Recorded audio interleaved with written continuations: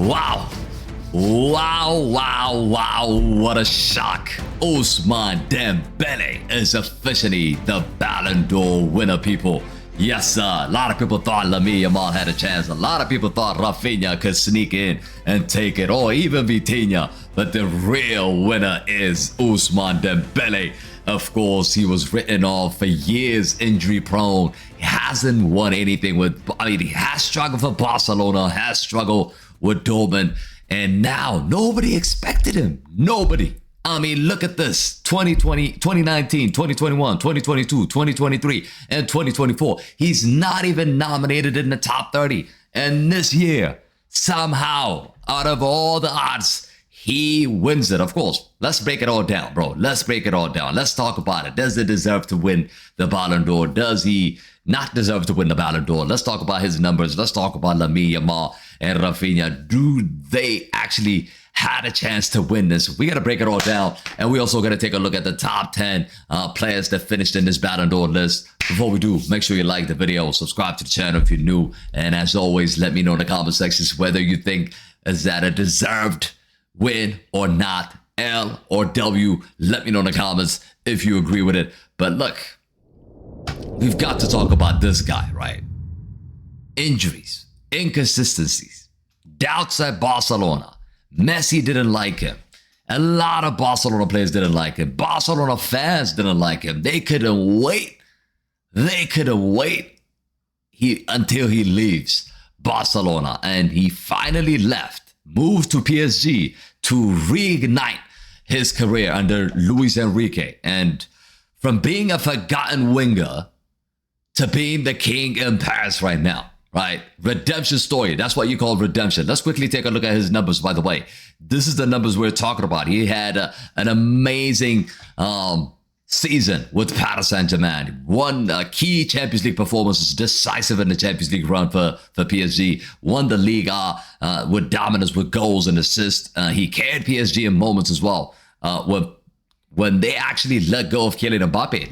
Let's not forget, they let go of Kylian Mbappé. Paris Saint-Germain lost Kylian Mbappé, and this man stepped up big time. Dembele was just unplayable, I have to say. He was unplayable. But you take a look at his numbers: 59 games, 37 goals, 14 assists, 51 GA in 59 games. Ligue 1 Player of the Year, League 1 Golden Boot winner, Champions League Player of the Season, Champions League winner, Ligue 1 winner, Coupe de France winner, French Super Cup winner, and not to mention the Club World Cup finalist as well. They were one game away. If they won that game against Chelsea, he would have been a world champion as well. So he had a really magnificent season, I have to say. It was an incredible season from Dembele.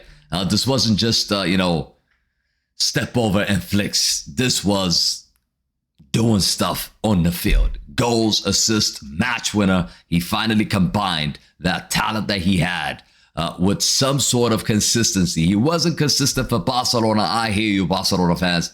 Wasn't consistent at all. And Barcelona paid a lot of money for him. But he showed last season. He stepped up big time. And the vote is clear. And finally, the Ballon d'Or actually announced the real winner. Last season, I was so disappointed they gave it to Rodri. I thought Vinny was robbed big time. But this season, I think they did the right choice. I think they made the right choice by awarding Dembele. Yes, you can have a conversation in the comment section saying Lamine Yamal deserves it. Lamine Yamal had an outstanding season. I'll speak about that in a moment. He had an outstanding season. But one thing he messed up is that he messed up on that Champions League run, bro. Champions League run completely cost him big time. That Champions League semifinal against Inter was an opportunity for Yamal to put Barcelona in the Champions League final. They've never been there since 2015. And he wasn't able to do that. I mean, it's not a one-man show. The entire team has to perform. But from my understanding, Yamal had an opportunity. Even in the 90th minute, I saw him. He had an opportunity to take the ball to the corner and just waste time and win the game. And instead, he goes for goal. It hits the post. The rebound comes. Inter Milan takes that ball. They go on the other end to score. You understand what I'm saying? So you can't blame Lamine Yamal, but you could also blame him, if you know what I mean. He was involved. He was involved. I think that cost him big time tonight. It cost him big time. Other names in the list, of course, Vitinha deserves to be in the list. Top 3. I'm glad Vitinha's in there. Portugal he succeeded with Portugal, won the Nations League, and won everything that Dembele has won. So Vitinha, rightly so, was in the conversation there. Mo Salah had an outstanding season with Liverpool. He deserves to be there. Rafinha 5th. I thought Rafinha would be higher than Mo Salah. I think Rafinha has done an incredible amount of numbers for Barcelona last season. And I thought he could be number 3 as well. He could be number 3 or number 4. Number 5 is slightly underrated, I would say. Hakimi, 6 is the right position for him. Kylian Mbappé had an outstanding season, but by himself, right? He banged in all the goals, but the team didn't win anything. Lost 5 El Clásicos against Barcelona. So 7 is probably the right place for him. Cole Palmer, I don't even know why he's in the list. He had 2 good games in the Club World Cup, and they're putting him in the top 10 players in the world. Sometimes this Ballon d'Or list just doesn't make any sense to me. Palmer shouldn't be in there. Where's Neves? Neves was outstanding. Where's Ruiz? Paris Saint-Germain, without those guys, won't win all the trophies they have won. So Palmer being in there, I'm sorry. I disagree with it. Donnarumma had a solid season with PSG again, number 9, and Mendes also had an outstanding season. Pocketed Lamine Yamal in the Nations League final as well, and he deserves to be there. Mendes could have been slightly higher as well, in my opinion. But there you have it, people. Top 10 players in the universe. You guys let me know in the comment sections whether you agree or disagree with this list. But the Ballon d'Or winners for both the men and women are right here, pretty much. Ousmane Dembele and Atana Bonamati. Barcelona player again. Barcelona players and Ballon d'Ors, they go together. They always go together. They find a way to reward Barcelona players, bro. That's what they do. Best coach of the year went to Luis Enrique. I'm happy about that. I'm happy about that. I can easily quickly show you guys that. Actually, went to him. I'm happy about that. I'm happy that he's won that. Lamine Yamal did not go home empty-handed, right? He won the Copa Award. He won the Copa Award. So, look, whether he deserves it or not, I think he deserves it.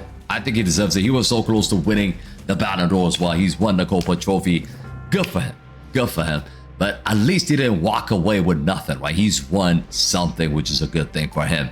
The other nomination that were discussed is of course, the best club, which Paris Saint-Germain was the best club, 100%. Nobody could disagree with that. They deserve everything that comes their way.